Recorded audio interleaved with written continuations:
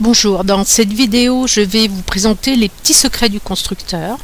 Donc pour illustrer cela, je vais repartir du programme qui a été présenté dans la première vidéo de mon Moodle. Donc ce programme permet de gérer un garage. Donc pour cela, il y a un programme principal dans la solution et puis il y a également une classe. Donc je vais vous représenter la classe. Voilà, donc je vais mettre côte à côte le programme principal et la classe. Donc cette classe a trois attributs qui sont l'immatriculation, la couleur et le prix du véhicule. Il y a un constructeur et puis des assesseurs en lecture et en écriture. Voilà, donc pour l'instant, le programme principal contient la création d'un objet et puis l'affichage des caractéristiques de cet objet.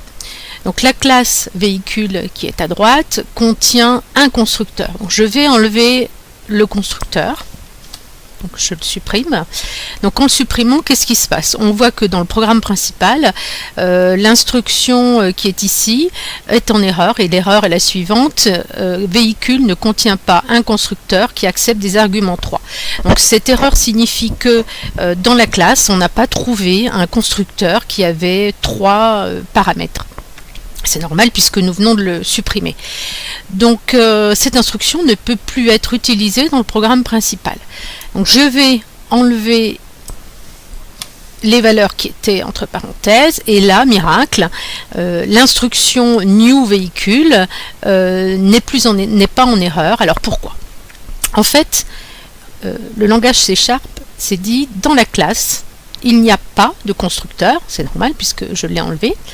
Donc à partir du moment où il n'y a pas de constructeur, un constructeur est généré automatiquement en C#.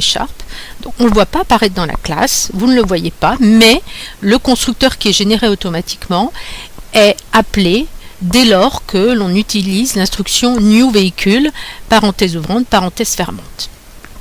Donc là, qu'est-ce qui se passe? On appelle le constructeur généré, on parle de constructeur par défaut. Pourquoi? Parce que ce constructeur n'a pas de paramètres. Vous voyez ici, je n'ai pas passé d'argument, donc le constructeur est sans paramètres. Donc là, mon objet est créé, donc je vais vous mettre un point d'arrêt pour vous montrer cela. Voilà, donc le programme s'est arrêté sur cette instruction. Bien entendu, l'instruction n'a pas eu lieu, donc on voit bien que la référence pointe sur nul, c'est-à-dire qu'il n'y a pas d'objet associé à la référence. Donc je vais appuyer sur la touche F11. Donc là, cette instruction a été exécutée et on peut voir que l'objet a été créé et que les attributs de cet objet ont des valeurs, mais le constructeur qui est généré par défaut, mais les valeurs de base pour chacun des types, c'est-à-dire que pour les strings, la valeur par défaut qui est mise, donc l'attribut sera initialisé avec la valeur nulle. Pour toutes les valeurs numériques, ce sera la valeur 0, si c'est un booléen, ce sera faux, etc. Donc ici, mon constructeur par défaut, le constructeur qui est généré automatiquement, a bien initialisé les valeurs avec des valeurs 0 ou nul. Voilà. Le problème, c'est que j'ai bien un objet, mais je voudrais maintenant renseigner une valeur pour chacun des attributs. Alors, donc, qu'est-ce qu'il me reste à faire? Donc, je vais arrêter le programme. Voilà, donc si je veux mettre une valeur, il va falloir que j'appelle des méthodes qui me permettent de donner une valeur à un des attributs de l'objet. Et là, ce sont les assesseurs en modification, mes setters, que je vais devoir appeler. Donc ici, je vais donc sur mon objet inver appeler déjà la méthode setImmat. Donc je vais mettre par exemple vh-32rh. Voilà, donc là je renseigne mon immatriculation pour le véhicule. Ensuite, je vais renseigner la couleur, donc cette couleur. Je vais dire que le véhicule est de couleur rouge. Oh, pardon, j'ai oublié. parenthèse. Donc, et le dernier assesseur que je dois renseigner, appeler, c'est l'assesseur qui permet de renseigner le prix, et on va mettre un prix de 15 000 €. Voilà, donc je vais exécuter mon programme, donc toujours pareil, je m'arrête sur l'instruction avant qu'elle ne soit réalisée, donc là la référence pointe sur nul, ensuite mon véhicule, on voit bien que l'objet ne contient pas encore de valeur, et dès lors que j'appelle l'assesseur, donc vous voyez ici sur la droite, on voit que l'appel de setimat permet de rentrer dans la méthode setimat. Voilà, donc suite à cette instruction, je vois bien que l'immatriculation est remplie. Donc ensuite, je vais appeler la méthode setCouleur. Donc ici, on voit que l'on rentre bien dans la méthode setCouleur. Et là, je vais vérifier que la couleur est bien renseignée. Et enfin, on va demander l'exécution de la méthode setPrix qui va permettre de rajouter le prix pour l'objet. Voilà. Donc ça c'est la première partie que je voulais vous montrer dans cette vidéo, à savoir que si il n'y a pas de constructeur dans une classe, un constructeur par défaut est généré et donc on peut quand même créer un objet, mais cet objet est créé sans valeur pour ses attributs.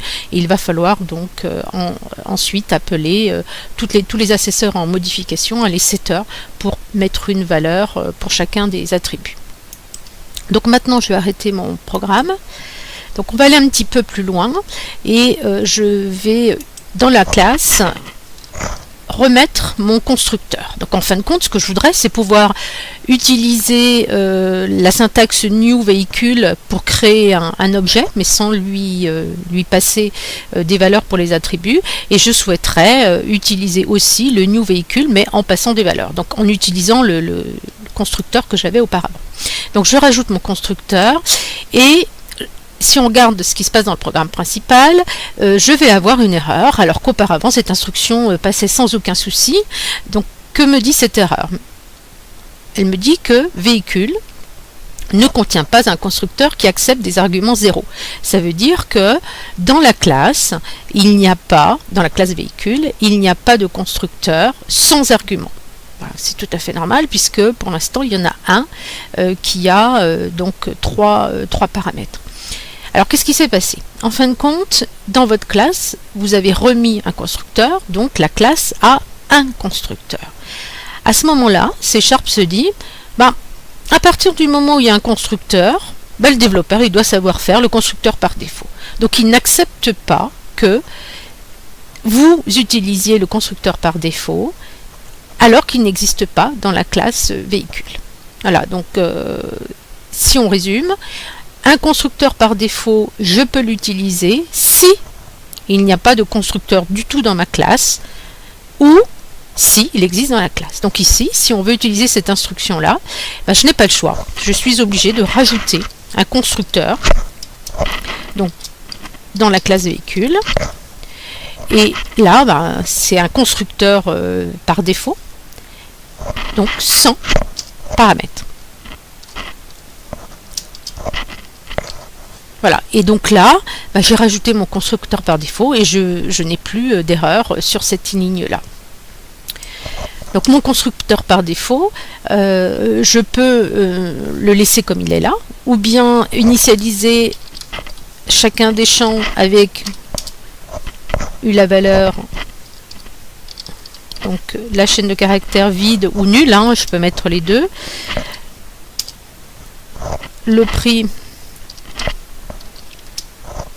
donc il y a un numérique avec la valeur 0. Voilà. Donc ça c'est une possibilité. Donc la première, je répète, la première possibilité c'est juste de mettre le constructeur par défaut sans instruction.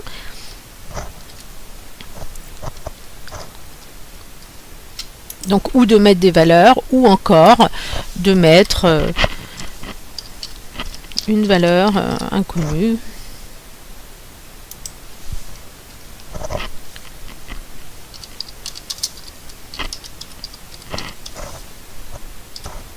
Voilà. Donc là, j'ai rajouté mon constructeur par défaut. J'ai mon constructeur qui a 3 paramètres. Donc je peux très bien, dans mon programme principal, créer donc 2 objets. Donc je vais rajouter une référence. Donc je vais créer un premier objet. Et je vais créer donc un deuxième objet. Donc là, j'appelle le constructeur par défaut. Et là, je vais appeler le constructeur qui a les 3 paramètres.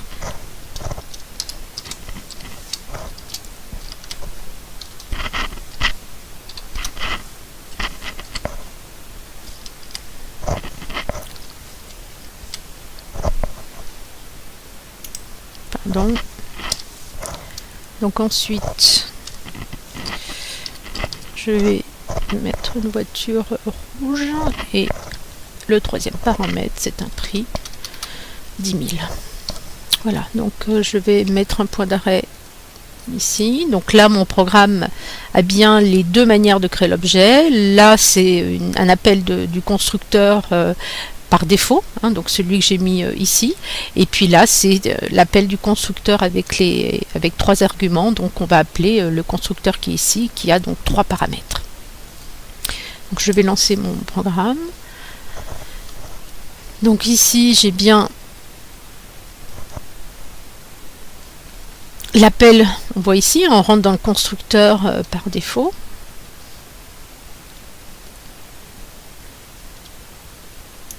Voilà, donc mon objet a bien les 3 valeurs pour chacun des attributs qui sont enseignés ici.